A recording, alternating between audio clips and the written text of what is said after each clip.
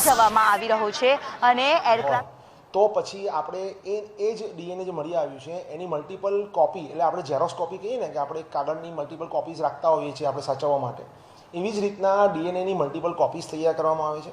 આ multiple copies તૈયાર થયા પછી એની અંદરથી આપણે ડીએનએની જે આપણે તમે સામાન્ય ગૂગલ ઉપર સર્ચ કરશો તો એને ડીએનએની જે સ્ટ્રેન્ડ જોવા મળે છે એ સ્ટ્રેન્ડમાંથી બંને થ્રેડને અલગ કરવામાં આવે છે અને એ ખૂબ જ આ બધી પ્રક્રિયાઓ ખૂબ જ જટિલ છે.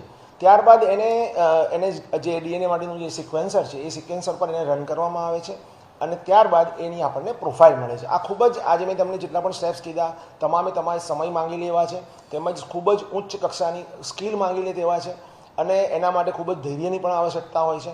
આમાં છેલ્લે પ્રોફાઇલ થયા પછી પણ ક્યારેક ખબર પડે છે કે પૂરતી માત્રામાં એમાં જે એલિલ્સ હોય છે એ નથી મળ્યા તો એને રિપીટ પણ કરવું પડતું હોય છે. એટલે સમય માંગી લેવી અને જટિલ એવી આ પ્રક્રિયાના અંતે જે પ્રોફાઇલ થઈ તૈયાર એને પછી આપણે જેટલા પણ આના સગાવાલાઓના જે પણ પ્રોફાઇલ ફ્રેશ બ્લડના આધારે તૈયાર કરવામાં આવી છે એની સાથે 1 બાય 1 મેચ કરવામાં આવે અને એ મેચ કર્યા પછી એમાં આપણને જ્યારે તમામ 23 એલિલ મળી આવે તો જ આપણે એમ કહીએ છીએ કે આની અંદર આ વ્યક્તિનું આ પ્રોફાઇલ છે, આ એના સગા સંબંધીનું આ જે મૃતક છે એ પર્ટિક્યુલર આ વ્યક્તિના સગા છે.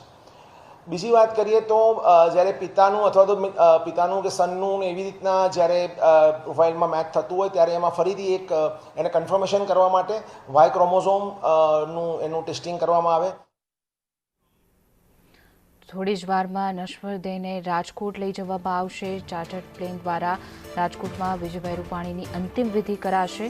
હાલ જે દ્રશ્યોમાં સિવિલ હોસ્પિટલના જોયા કે જ્યાં તેમના નશ્વર દેહને જે છે તે હાલ એમ્બ્યુલન્સ મારફતે લઈ જવામાં આવી રહ્યું છે. ત્યારબાદ ચાર્ટર્ડ પ્લેનમાં તેમના નશ્વર દેહને રાજકોટ લઈ જવામાં આવશે અને રાજકોટમાં પણ તેમની અંતિમ વિધિ કરવામાં આવશે. વિજયભાઈ રૂપાણીનું ડીએનએ સેમ્પલ જે છે તે મેચ થઈ ગયું છે અને ત્યારબાદ તેમના નશ્વર દેહને જે છે તે હાલ રાજકોટ લઈ જવામાં આવી રહ્યો છે.